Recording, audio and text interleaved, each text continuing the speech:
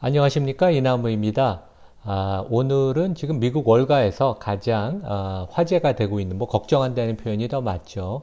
그리고 국내에서도 이제 초미의 관심인 실리콘밸리 뱅크, 그러니까 총 자산 규모로 미국에서 한 16위쯤 되는데, 여기가 이제 지난주 금요일 날 미국 정부가, 금융당국이 전격 은행을 폐쇄하고 이제 예금자가 돈을 못 찾게 했는데, 국내에서 특히 이제 언론이 약간 조금 과장 보도, 뭐 이게 제2의 리먼 사태가 아닌가, 이제 그런 언론 기사가 있었는데, 전혀 그렇지가 않습니다. 왜냐하면 이 은행의 독특한 기업 문화, 비즈니스 모델이 문제가 되는 거고, 이것이 전반적으로 금융 시스템으로 그 전이가 될 가능성은 낮았는데, 마침 또 오늘 월요일 날 아침 한국 시간, 그러니까 미국으로 주말 일요일 날 오후에 제넷 옐런이 실리콘밸리 뱅크와 그와 약간 유사한, 훨씬 좀 작지만 시그니처 뱅크라는 두 은행이 이제 폐쇄가 됐고, 그 여기에 예금자, 그동안은 이제 예금자 보호가 되는 25만 달러, 한국 돈으로 한 3억 5천만 원까지만 이제 원금이 보장이 됐는데, 모든 예금자, 이 두 은행에 대해서 예금자가 보호가 된다는 전격적인 그런 조치를 발표를 했습니다. 상당히 중요한 이벤트여서 우리 투자가분들이, 우리 구독자분들이 좀 아시는 게 좋을 것 같고, 재밌는 것은 제넷 옐런이 금융위기 때 2008년 당시를 얘기하면서, 그때는 뭐 제가 가령 일했던 메릴 린치가 실질적으로 부도가 날 뻔했는데 파산에 가지 않고 주주들을 그때 살려주고 뱅크 오브 아메리카한테 인수하게 만들었는데, 이번에는 두 은행, 실리콘밸리 뱅크랑 시그니처 뱅크의 주주와 채권자들은 한 푼도 건드리지 못하고 다만 예금자만 보호해준다, 이제 그런 원칙을 정했습니다. 실제 뭐 제가 이제 영상을 주말에 준비하다가 주말판에 이제 국내 경제신문에 나왔던 게 뭐 상당히 제목이 좀 셌습니다. 당장 월급도 못 줄 판, 실리콘밸리 뱅크 파산에 실리콘밸리에 있는 IT, 헬스케어 기업들이 줄도산에 리스크가 있다, 공포가 되게 지금 실리콘밸리를 강타하고 있다. 근데 실제 우리가 이제 살펴보면 지난주에 이제 뭐 빨리 전개가 됐어요. 그래서 지난주 목요일 날 주시장에서 이 실리콘밸리 주가가 장중 60% 빠지고 장이 끝나고 나서 애프터마켓에서 30% 하락을 했습니다. 그러니까 하루에 한 7, 80% 하락을 했죠. 근데 이게 불과 1년 반 전만 해도 거의 시총이 60조 원이 되는, 상당히 그 미국에서 16위 정도 총자산 규모가 되는 그런 은행이었는데, 하루 이틀 만에 주가가 진짜 폭락을 했고, 그러니까 시총이 한 13조 원이 증발을 했습니다.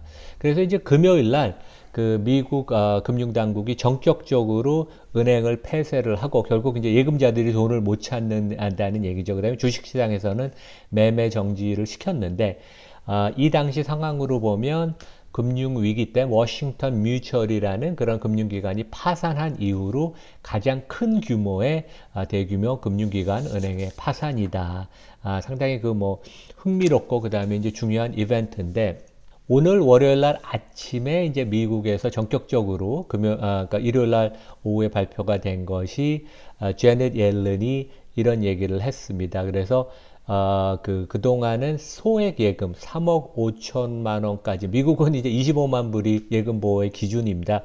여기까지만 이제 예금자가 보호가 되고, 이분들은 월요일부터 돈을 찾을 수 있는데, 그 이상의 금액을 예치한 기업, 대규모 거의 개인들 아니면 이제 스타트업, 뭐 펀드들이 이제 돈을 다 찾을 수 있다. 그래서 이제 예금은 보호를 해준다. 그래서 이제 결국 금융 시스템에 대한 신뢰가 깨지면 안 돼서 이제 그러한 점을 강조했고, 아울러서 일부 금융기관이 이제 장기 채권, 미국의 국채를 많이 보유하고 있는데, 이제 작년에 연준이 금리를 올리면서 채권 가격이 급락했죠. 한 15% 정도씩 보통 하락을 해서 그것에 평가손이 심하니까 이제 금융 시스템에 대한 조금 걱정이 있는데 이게 뭐 큰 대형 은행은 아니고 작은 중소형 은행들, 미국에는 한 4천 개가 넘는 은행들이 지역 은행들이 많습니다. 이런 데들이 이제 국채를 담보로 미국 정부에서 대출을 받을 수 있는 그런 시스템을 전격적으로 Long-Term Bank Term Funding Program이라는 것을 발표를 했습니다. 근데 상당히 그 주말에 미국에서 빨리 그 사건이 전개가 되고 금융당국이 정치권하고도 같이 얘기를 해서 토요일 날 제넷 옐런이 이런 얘기를 했습니다. 그래서 은행의 가장 중요한 것은 이제 신뢰가 가장 중요한 것이고 실제 정치권 여기 보면 이제 미국 민주당 하원 의원도 금융 시스템에 대한 신뢰가 중요해서 모든 예금자가 실제 보호가 돼야 된다. 물론 조금 약간 모럴 해전드가 있긴 있습니다. 근데 이제 옐런이 여기에 이제 되받아 친 게 더 긍정적으로 화답을 한 게 2008년에 금융위기에는 모든 투자가 주주들을 우리가 다 구해줘서 모럴 하자드가 많이 생겼는데 이번에는 절대로 그렇진 않다. 이 은행들 상장 금융기관에 투자한 주주들은 모든 돈을 잃을 것이고 왜냐하면 이제 전문 투자가고 그것에 대한 리스크를 알고 주주들은 투자를 하는 거니까. 하지만 이 금융기관에 예금을 한 예금자, 그 개인이든 기업이든 펀드건 여기들은 우리가 확실하게 보호를 해줄 것이다. 이제 이런 얘기를 던져서 뭔가 기대를 했는데 기대한 것보다 좀 더 화끈한 약간 그 전격적인 그런 정책이 발표가 돼서 시장은 약간 안도를 할 것 같습니다. 우리가 이제 이 그 실리콘밸리 뱅크를 먼저 좀 얘기를 살펴보면 그 실리콘밸리의 메카인 그 산호세 바로 위에 있는 산타 클라라의 본사가 있고 여기 이제 본사 그 사진인데 여기는 그러니까 개인들 예금을 거의 받지를 않아요. 그래서 이제 역사는 한 40년 정도 된 거고 총 자산이 280조 원, 그러니까 미국에서 16위권쯤 되는데 우리가 좀 감이 안 오실 텐데 국내 최대 은행인 KB국민은행의 총 자산의 한 54%, 한 반 정도 규모가 되는 건데 최소한 약간 실리콘밸리에 있는 IT, 헬스케어 기업들의 주거래 은행이었고 거기에 그 지역에서는 1위였다. 그런 면에 있어서는 약간 미국에서 이제 혁신 기업들이 여기에 연루가 되면서 이제 그 기업들이 조금 그 R&D나 이런 하는데 좀 애로사항이 있는 거에 대한 걱정이 미국 의회나 이제 행정부에서 되게 많았습니다. 그래서 제 생각에는 이 실리콘밸리 뱅크는 어떻게 보면 하나의 그 아웃라이어였어요. 어떻게 보면 우리가 보통 얘기하는 상업은행 같이 보이지만 오히려 기업의 문화나 고객들 베이스를 보면 뭐 약간 그 테크 IB, 그 IT를 전문으로 하는 증권사 같이 운영이 됐고 보통 우리가 그 소액 예금을 하는 그 고객들이 국내도 그렇고 뭐 KB국민은행에 그런 고객이 제일 많죠. 우리도 그렇고 이제 이런 데들이 스티키하다 그럽니다. 왜냐하면 예금자 보호를 받으니까 원금이 뛸 가능성이 없어서 한번 고객이 되면 계속 충성을 하는 건 고객이 되는데 이런 고객이 실리콘밸리 뱅크는 없었고 고객의 96%가 실리콘밸리의 VC 펀드, 벤처 캐피털 펀드, 사모펀드 아니면 여기가 투자한 스타트업 아니면 이들 생태계에 있는 아주 거액의 개인들이 전체 은행 고객의 96%였는데 뭐 이런 훌륭한 고객이지만 또 이 사람들은 아주 빠르게 특히 거액을 예금하니까 예금자 보호를 받지 못하니까 여차하면 상황이 바뀌면 돈을 다 인출할 수 있는데 그런 점을 간과를 했고 리스크 관리가 되게 문제가 많았던 것 같아요. 가장 큰 문제는 이 회사는 이제 총 자산이 280조 원인데 자산과 부채가 미스매치가 되게 심각했어요. 그래서 이제 예금이 230조 원쯤 되는데 보통 예금 받는 걸 대출로 많이 하는데 이 회사는 예대 비율이라고 그러거든요. 예금 받아서 대출하는 비율이 40%가 안 되고 대출이 한 90조 원쯤 됩니다. 이제 그것도 56%는 VC나 사모펀드에 하고 24%는 스타트업에 하고 14%는 거액 부자들. 그러니까 이제 그 대출 준 것을 회수하는 게 거의 불가능해요. 다 장기 대출이고 투자 자산을 160조 원을 했는데 은행이 투자에 너무 많이 했습니다. 총 자산의 반 이상을 투자를 했는데 대부분은 미국 그 장기 국채. 그러니까 이제 금리 변동에 아주 그 민감한, 그러니까 리스크 관리가 되게 안 됐고, 실제 이 은행이 불안하다는 소문이 좀 나오니까 소액 개인들 같으면 별로 움직이질 않는데, 실제 여기는 발빠른 똑똑한 실리콘밸리의 전문가들이어서 하루 지난 목요일 날 총 예금의 4분의 1인 55조 원이 인출이 돼서 이미 은행이 이제 거덜이 나서 내줄 돈이 없어서 금요일 날 전격 금융당국이 은행을 폐쇄를 했고, 제가 좀 이따 설명드리겠지만 이제 자문 역할을 했던 골드만이 자문을 완전히 잘못해서 시장의 신뢰를 잃은 그런 면도 있다. 이렇게까지 최악의 상황으로 가지 않을 수도 있는데, 그래서 이제 제가 보기에는 이게 이제 이 은행 자체 케이스지 전이 효과는 별로 없다고 보입니다. 그래서 이제 오늘 월요일부터 원래 예정됐던 소액 예금, 미국으로 따지면 25만 불, 3억 5천만 원의 예금은 당연히 인출이 가능했고, 그 외에 이제 지금 전격 제너럴 옐런이 주말에 발표한 것처럼 그 외에 대규모 예금을 한 사람도 돈을 찾을 수 있다. 그래서 이제 왜 전이 효과가 없냐면, 이 은행의 총 자산이 280조 원이면 미국 전체 금융 시스템의 그 한 1%가 채 되지가 않아요. 그렇게 해서 큰 규모는 아니고, 반면에 우리가 보통 아는 초대형 은행, JP 모건, Bank of America, Citi, Wells Fargo 같은 데는 자금이 너무 풍부하고 오히려 이런 데는 자금이 더 몰립니다. 그리고 재무 건전성이 좋다. 그리고 이제 크게 보면 금융 시스템이 안전한 게, 제가 여러 번 말씀을 드렸지만 2008년에 제가 일하던 메릴 린치, 골먼삭스, 모건스탠리 같은 초대형 금융기관은 레버리지가 한 35배 됐어요. 자기 자본이 4, 50조 원이면 1조 5천억 달러의 그 총자산을 가져서 너무 리스키하게 자산을 운영을 했는데, 지금은 금융당국이 감독을 해서 지금 여기 보면 실리콘밸리 뱅크도 총자산 대비 자기 자본이 한 15배, 현재 JP 모건은 13배. 그러니까 시스템의 전반적인 레버리지가 크지가 않습니다. 그리고 같이 이번에 문제가 된 조금 작은 시그니처 뱅크도 폐쇄를 하고 예금자 보호를 100% 한다. 그래서 적극적으로 금융기관이 잘 대처하고 있습니다.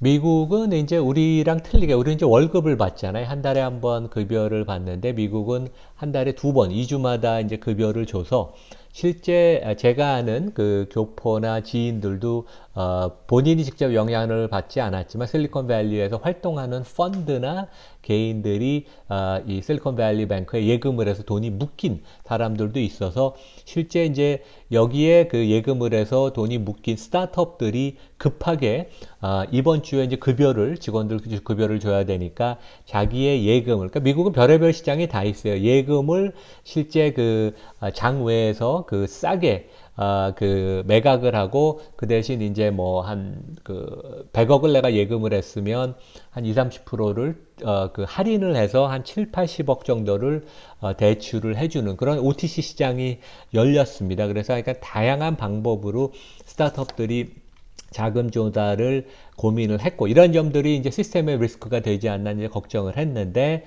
전격적인 일요일날 발표로 이제 이런 것을 잠재웠죠. 그래서 이제 문제의 발단은 이런 것 같아요. 그래서 그 코로나 상황이 되면서 이제 전반적으로 금융 시스템으로 돈이 너무 많이 몰렸고, 그러니까 돈을 많이 풀었죠. 특히 2021년은 실리콘밸리가 스타트업, 빅테크나 IT가 주가도 올라가고 경기가 너무 좋았기 때문에 예금이 너무 많이 몰려왔습니다. 이 은행으로. 기본적으로 한 100조 원에서 200조 원으로 총자산이 늘어서, 그것을 어떻게 주체할 수가 없어서 대출을 주기보다는 이제 장기 미국 국채에 투자를 했는데, 평균 금리가 1.6%에, 그러니까 아주 높은 가격에 국채 가격을 샀고, 지금은 이런 국채들이 뭐 한 3.5%, 4% 정도니까 값이 많이 떨어졌죠. 그래서 실제 미국은 이제 이런 장기 채권을 시가 평가를 안 해도 됩니다. 장기 보유 목적이라 그러면. 그래서 평가손이 한 150억 달러, 이 채권 보유로만 해도 한 20조 원 정도가 되는데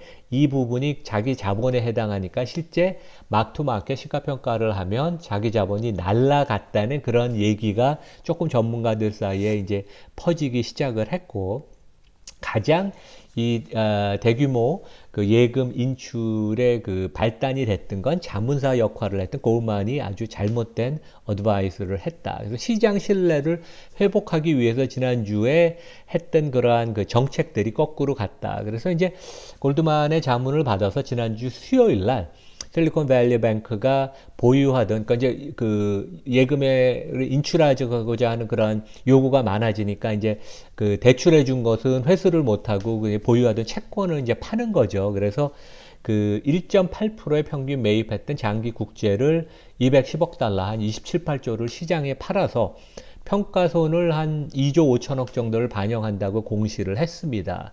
그러고 나서 이제 무디스가 신용등급을 낮추고, 그러니까 저 상황이 안 좋아졌죠. 그 다음에 이제 골만이 그러니까 우리가 자기 자본을 확충해야 된다. 그래서 유상증자와 CB, 전환채권, 전환사채를 발행을 지난주 수요일 날 추진을 했는데, 시장과 여기에 예금을 한 기업 펀드들은 얼마나 이 은행의 재무 상황이, 유동성이 지금 문제가 있으면 여기서 증자를 하냐, 이제 이런 식으로 되면서 목요일 날 55조 원, 그러니까 총 예금의 4분의 1이 빠져나갔습니다.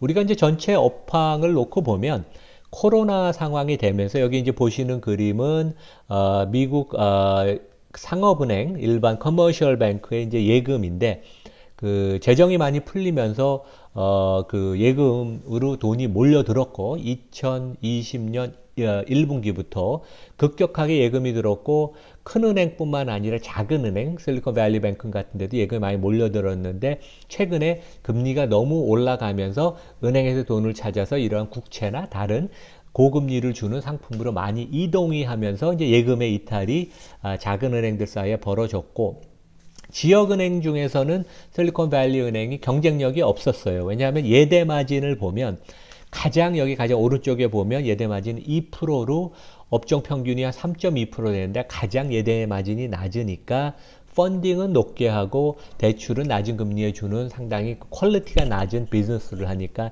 이제 문제가 있었던 것을 원래 우리는 이제 알고 있었습니다.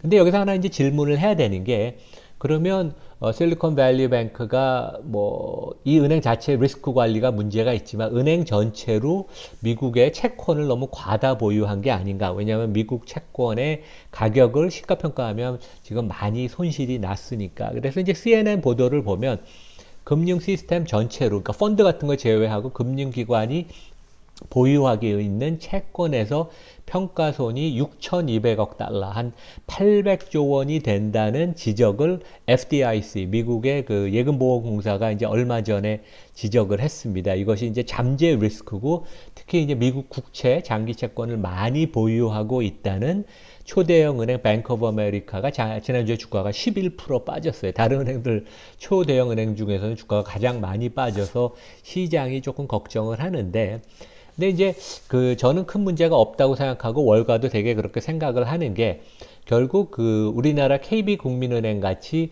소액 예금, 끈끈한 이탈이 적고 충성도가 높은 이런 예금자들의 비중이 높으면 은행들은 안전하다. 그래서 이제 실리콘밸리뱅크는 25만 달러 예금자 보호를 받는 3억 5천 미만의 예금자 비중이 전체 총 그 예금 중에 4%밖에 안 됐어요. 그러니까 극히 적죠. 그러니까 나머지는 이탈이 쉬운 기업 펀드, 거액 그 개인들인데, 뱅크 오브 아메리카 같이 문제가 채권이 좀 많이 들고 있다는데도 실제 소액 예금자의 비중이 62%니까 이런 예금자들은 이탈을 하지 않습니다. 그래서 이제 여기 그 전문가 커멘트가 그 실제 채권을 많이 보유 있는 거는 리스크 관점에서 문제가 있지만 그 채권을 팔지 않아도 되는 그러한 튼튼한 예금 구조를 갖고 있으면 문제가 되지 않는다. 저도 100% 공감을 합니다.